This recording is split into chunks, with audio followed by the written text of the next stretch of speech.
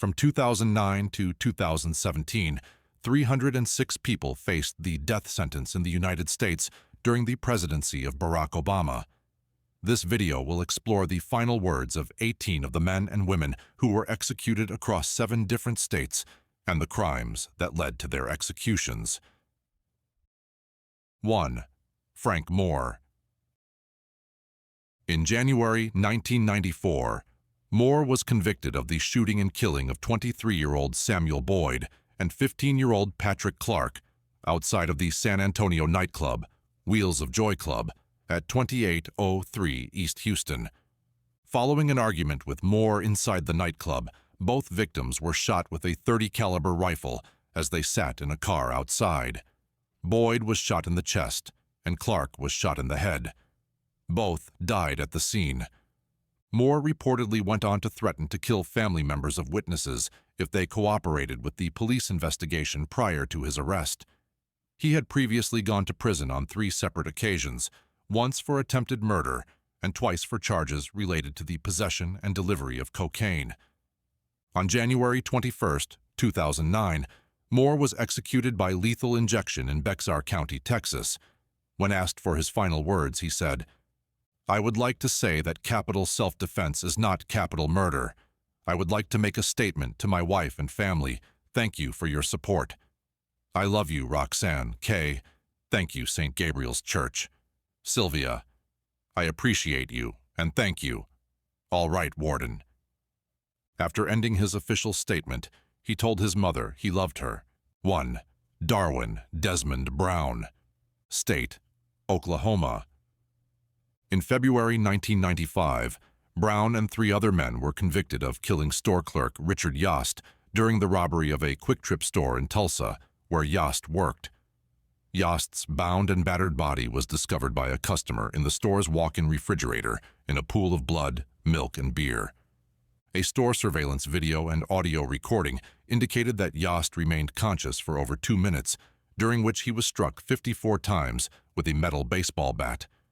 The sound of the bat striking him and Yost's pained moaning were both audible in the security recordings. Accomplices Michael L. Wilson and Billy D. Alverson were also sentenced to death and are awaiting execution. A third defendant, who was 17 at the time of the killing, Richard J. Harjo, now 30, was sentenced to life in prison without parole. On January 22, 2009, Brown was executed by lethal injection in Tulsa County, Oklahoma.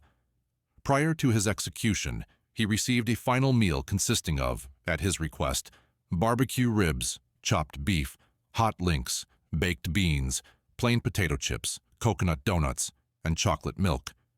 When asked for his final words, he said, "I apologize for anybody I hurt. I'm sorry to everybody. I'd like to thank all of my family for the support that they've given me. First, Reginald Perkins, State, Texas. On December 4, 2000, Perkins's stepmother, 64-year-old Gertie Mae Perkins, went missing from her home in Fort Worth. Police found a small bloodstain on the carpet of her home and observed the line cord from the bedroom telephone was missing. That same day, Perkins sold his stepmother's wedding ring at a pawn shop for $150 and cashed 2 checks from the family business totaling $1,300. Perkins then directed his father and police to a parking garage where they found his stepmother's car parked with her body was in the trunk. She had bruises on her head and mouth and was found to have been strangled by a thin and smooth implement, presumably the missing telephone cord from her bedroom. Prior to the murder of his stepmother in December, Perkins had been released on parole following his sentencing in 1980 for the rape of a 12-year-old girl. He was sentenced to life in prison, but was released on parole once in 1986, returned from parole in 1994, and released on parole again in February 2000. On January 22, 2009, Perkins was executed by lethal injection in Tarrant County, Texas. When asked by the warden for his final words, he said he had already given his statement by talking to his family and ended with, "Love you all. Take care. Bobby Nell. Love ya." Second, Virgil Uristi Martinez. State, Texas. In October 1996, with no prior record, 28-year-old Harris County native Virgil Martinez shot and killed a 27-year-old Hispanic female, her 6-year-old son, 3-year-old daughter, and an 18-year-old Hispanic male. On January 28, 2009, Martinez was executed by lethal injection in Brazoria County, Texas. Prior to his execution, he received a final meal consisting of, at his request, 2 fried chicken breasts, 2 pork chops, 7 flour tortillas, avocados, and French fries. When asked for his final words, he said in a rambling statement, Tercero, Ricardo Samaniego Ortiz. State, Texas. In August 1997, while confined in the El Paso County Jail, Ortiz was convicted of killing 22-year-old Gerardo Garcia via an involuntary heroin overdose after Garcia's body was found by officers during a count in their cell block. The concentration in Garcia's blood was 3 times higher than the average amount injected, and a pathologist testified that the absence of track marks on the victim indicated he was not a heroin addict. At trial, 2 witnesses testified that the heroin overdose was involuntary and forced upon Garcia by Ortiz due to Ortiz's belief that Garcia had revealed Ortiz's role in some bank robberies. On January 29, 2009, Ortiz was executed by lethal injection in El Paso County, Texas. When asked for his final words, he addressed his loved ones despite not having any friends or relatives in the death chamber. He said, "I love my family. Thank you for all of your support. Stay strong. I am at peace. I love you and my kids. See you." 1. Steve Morris Henley. State, Tennessee. In July 1985, Henley shot and killed 67-year-old Fred Stafford and his wife, 64-year-old Edna Stafford. The elderly couple lived a short distance from the farm owned by Henley's family in Jackson County. On the day of the murders, Henley had visited his grandmother along with accomplice Terry Flatt. According to Flatt's testimony, Henley commented that the Staffords owed his grandparents some money and he intended to collect. He then retrieved a .22 caliber rifle and a plastic jug of gasoline before confronting the Staffords in their yard, where he said, "I want your money. If you don't give it to me, this man in the truck here, he's going to kill me." Henley then directed the Staffords to their house. Upon reaching the porch, despite Mr. Stafford offering to give Henley the money, Henley began to shoot. First Mr. Stafford, then his wife. While she was laying on the ground, Henley threw the rifle to Flatt, took out his pistol, and shot her again. Both men then poured gasoline, ignited it, and fled the scene. The bodies of the Staffords were found in the ashes. Flatt received a reduced sentence for his testimony against Henley and served 5 years of a 25-year prison sentence. When asked for his final words, he said, "As I have said ever since this happened, I didn't kill them. I hope they can rest easier after this procedure is done." 2. David Martinez. State, Texas. As told by Martinez following his arrest in San Marcos, 2 days after the murders, he grabbed the bat and began to beat his girlfriend when she awoke to find him standing over her. Then, fearful that her son might discover her body, Martinez walked into the living room where he was sleeping and struck him repeatedly in the head with the bat. Martinez did not harm his girlfriend's 10-year-old sister, telling her instead to go to her grandmother's home next door and not return. Beyond the fear of Eric discovering his mother's body, no motive was ever offered for the killings. On February 4, 2009, Martinez was executed by lethal injection in Bexar County, Texas. Prior to his execution, he was offered a final meal, which he declined. When asked for his final words, he said, "Yes, nothing I can say can change the past. I am asking for forgiveness. Saying sorry is not going to change anything. I hope one day you can find peace. I am sorry for all of the pain that I have caused you for all those years. There is nothing else I can say that can help you. Mija, I love you. Sis, Cynthia, and Sandy, keep on going and it will be okay. I am sorry to put you through this as well. I can't change the past. I hope you find peace and know that I love you. I am sorry. I am sorry, and I can't change it. Dale Devon Chionette. State, Texas. In Christmas Eve 1994, with no prior record, Louisiana native Chionette sexually assaulted and strangled a 22-year-old black female, resulting in her death. On February 10, 2009, Chionette was executed by lethal injection in Tarrant County, Texas. Prior to his execution, he received a final meal consisting of, at his request, 2 spicy fried leg quarters, French fries and ketchup, and 2 spicy fried pork chops. When asked for his final words, he said, "Is the mic on? My only statement is that no cases have ever tried have been error-free. Those are my words. No cases are error-free. You may proceed, Warden." 4. Wayne Tompkins.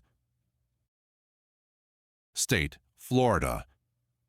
In March 1983, Tompkins lived with his girlfriend, Barbara Wallace, and her 15-year-old daughter, Lisa Lee DeCarr. On March 24th, while assisting Wallace's mother in packing to move, Tompkins returned home several times to obtain newspapers. He later returned to his shared residence and reported that DeCarr had run away, stating that he doubted she would ever return. A year later, in 1984, DeCarr's decomposed body was found buried beneath the residence. Autopsy results showed that she had been strangled. It was only 2 years later, when Tompkins was incarcerated on unrelated rape charges, that he told a jailhouse informant that he had strangled DeCarr with the sash of her bathrobe when she had fought off his sexual advances.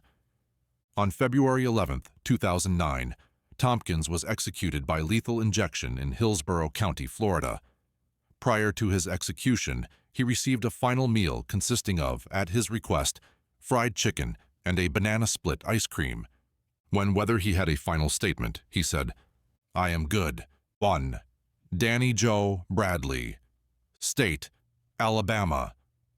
In January 1983, following the hospitalization of Judy Bradley, her children, 12-year-old Rhonda Harden and younger brother Bubba Harden, were left in the care of their stepfather, Danny Joe Bradley. Bradley then claimed that he had fallen asleep and that when he awoke, Rhonda was gone. Her body was found the next day in woods near Bradley's apartment. She had been raped, sodomized, and strangled to death. When he discovered her missing, Bradley went to his in-laws, then to the next-door neighbor, before going to the hospital. He claimed to police that he had not left the house before discovering her missing, but was witnessed by a police officer near where the body was eventually discovered. Bubba later testified that Bradley had frequently rendered the children unconscious by squeezing their necks. On February 12, 2009, Bradley was executed by lethal injection in Calhoun County, Alabama. Prior to his execution, Bradley had no final meal request. He had 2 fried egg sandwiches for breakfast and a snack during the day. He did not have a final statement. 2. Johnny Ray Johnson. State, Texas. In March 1995, Johnson was convicted in the sexual assault and murder of 41-year-old Leah Josette Smith in Houston. Records indicate that Johnson became angry with Smith when she refused to have sex with him after they had smoked crack cocaine. Johnson reportedly slammed her head against a concrete ledge until she went limp and then ripped her clothes off and raped her. Following the assault, he stomped her face, breaking her jaw so severely that her tongue was displaced. She choked to death on the blood from her injuries. Johnson fled the scene, but returned to retrieve his wallet and again raped Smith. Johnson later confessed to killing 2 other women after raping them, as well as confessing to 13 other rape cases in the Houston and Austin areas. Police say Johnson also sexually assaulted his sister-in-law's sister and raped his 8-year-old niece in the past. On February 12, 2009, Johnson was executed by lethal injection in Harris County, Texas. Prior to his execution, he received a final meal consisting of, at his request, 2 chicken fried steaks, 20 fried shrimp, 4 fried chicken breasts, 4 fried eggs without yolks, 2 biscuits with butter and honey, 2 large pieces of peanut brittle, and 2 gallons of black coffee with cream and sugar on the side. When asked for his final words, he said, The Polunsky dungeon should be compared with the death row community as existing, not living. Why do I say this? The death row is full of isolated hearts and suppressed minds. We are filled with love, looking for affection and a way to understand. I am a death row resident of the Polunsky dungeon. Why does my heart ache? We want pleasure, love, and satisfaction.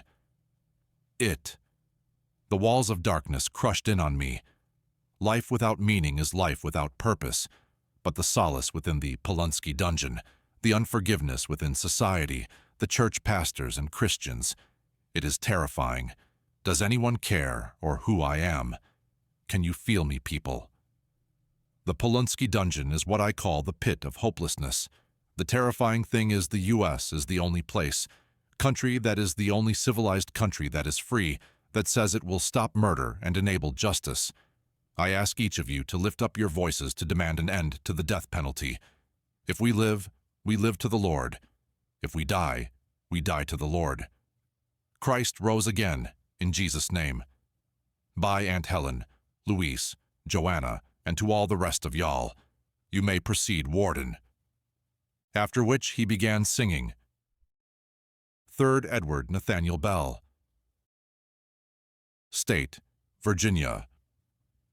In October 1999, Bell and Daniel Charles Spittler were approached by probation officers and Winchester police officer Sergeant Ricky Lee Timbrook as they were making home visits to individuals on probation or parole. At their approach, Bell ran and was pursued by Timbrook. As Timbrook was climbing a fence in pursuit of Bell, he was shot once in the head with a .38 caliber handgun. Bell was later discovered hiding out in the basement of a neighbor's home, under whose porch a .38 caliber handgun was found the next day. Although Bell claimed not to have a weapon, another man testified that Bell had tried to sell him a handgun on the night of the shooting.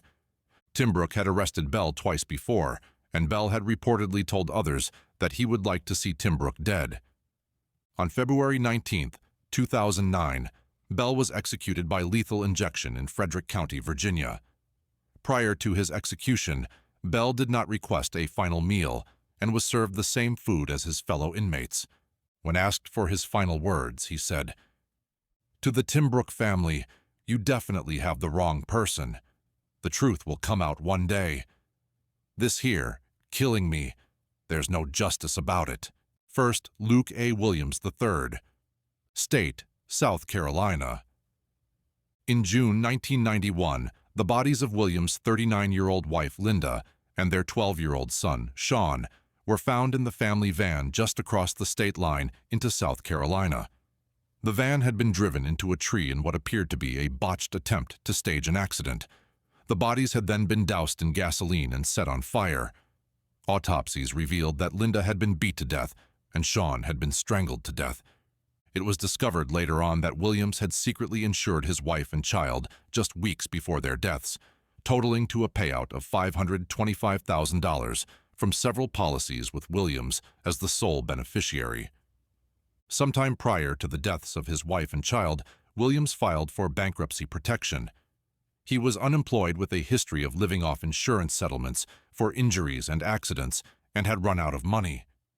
A few days before her death, Williams' wife contacted the United Way helpline and had been referred to a shelter for battered women.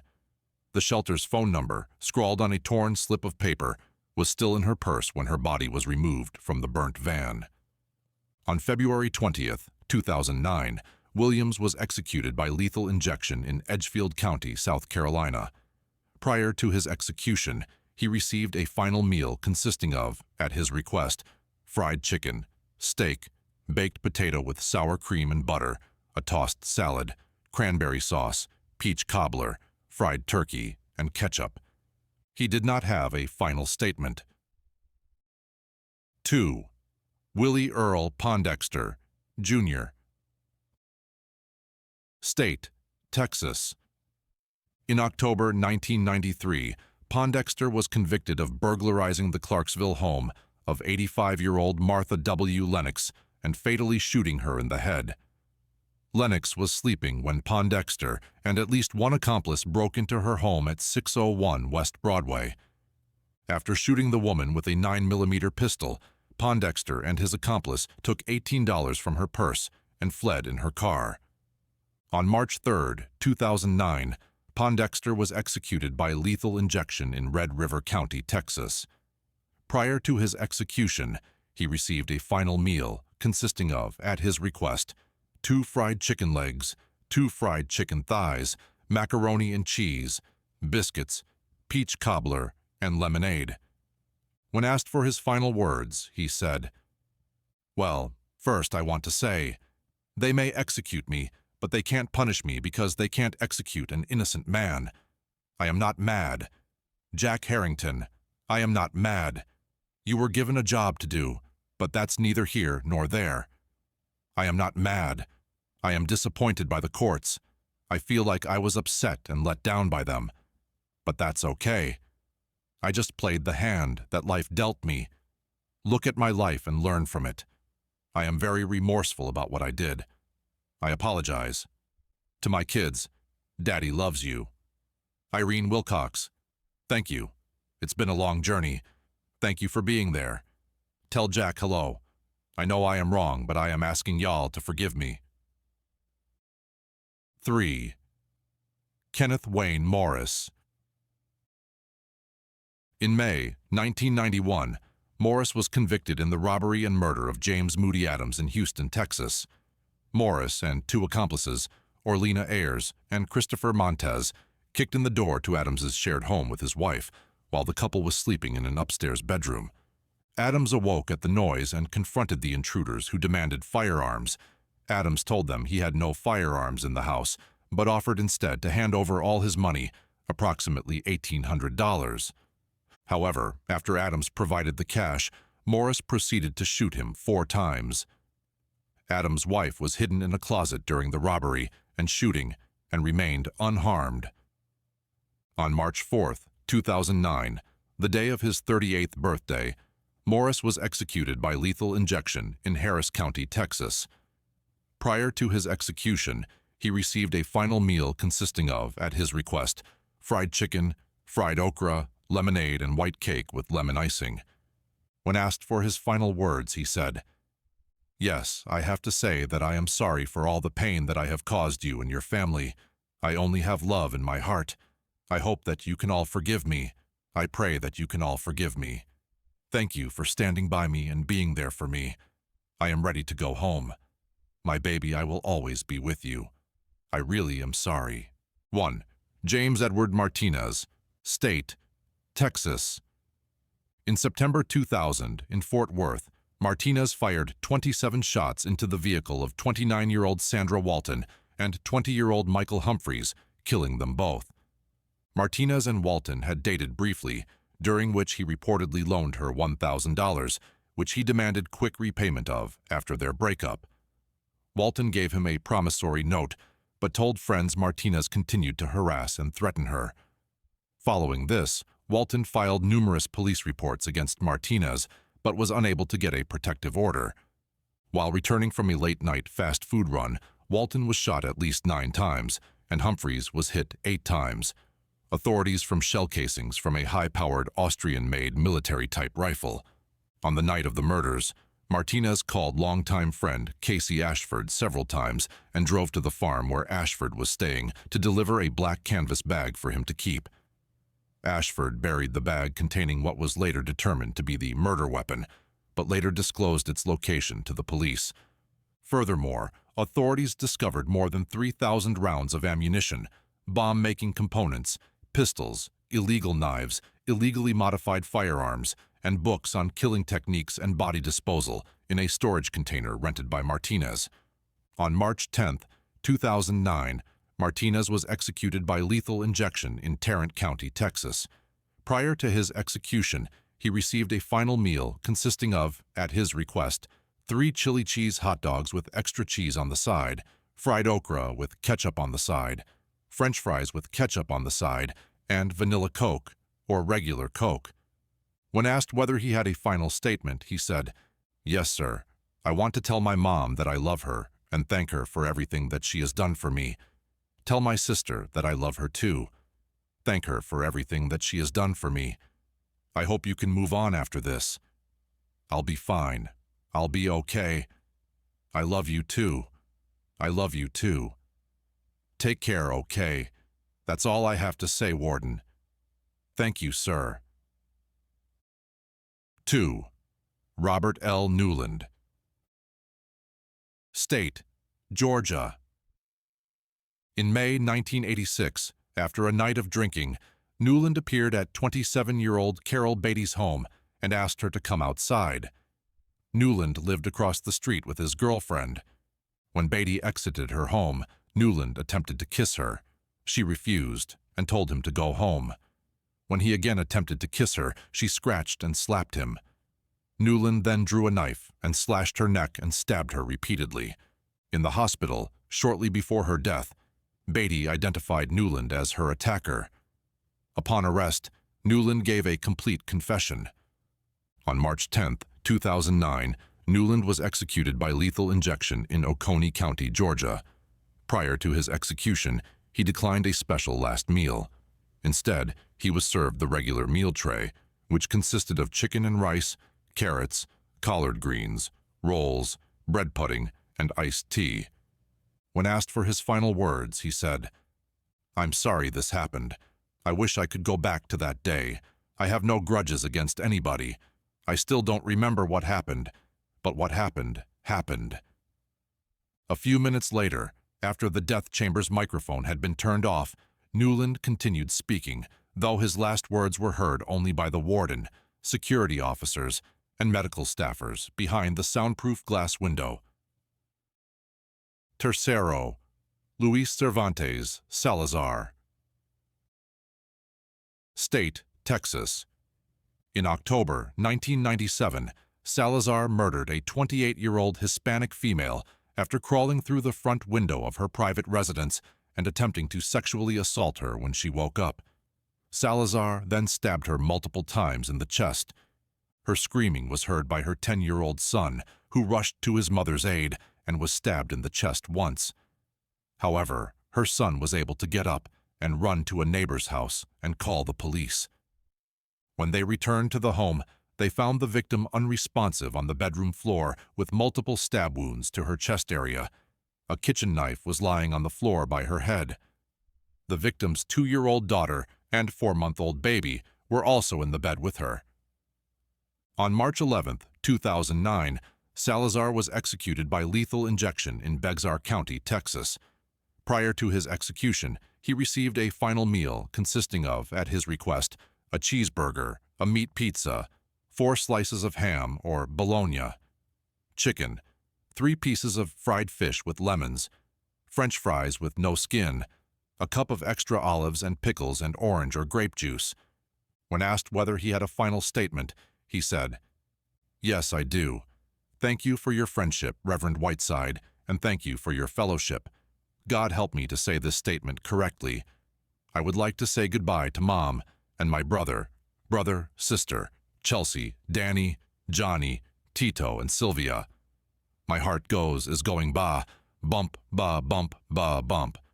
I love my children, Roxanne, Roseanne, Melissa, and Louis. I miss them. I will take them with me in my heart. I will keep them in my heart.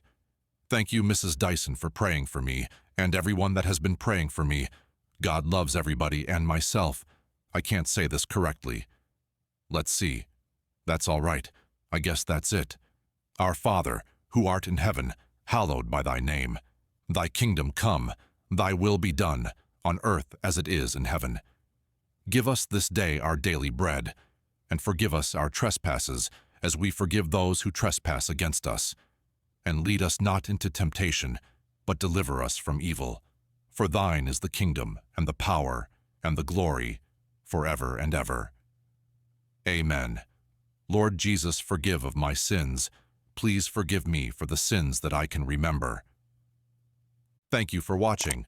Please like the video and subscribe for more execution content.